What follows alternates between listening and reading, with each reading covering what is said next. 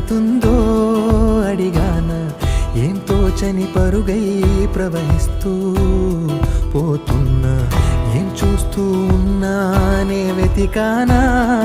ఏదైనా, ఊరికెనే చుట్టూ ఏవేవో కనిపిస్తూ ఉన్నా, కదలని ఓ శిలనే అయినా త్రుటిలో కరిగే కలనే అయినా, ఏం తేడా ఉందట నువ్వెవరంటూ అడిగితే నన్నెవరైనా, ఇల్లాగే కడదాకా ఓ ప్రశ్నే ఉంటానంటున్నా, ఏదో ఒక బదులై నన్ను చెరబొద్దు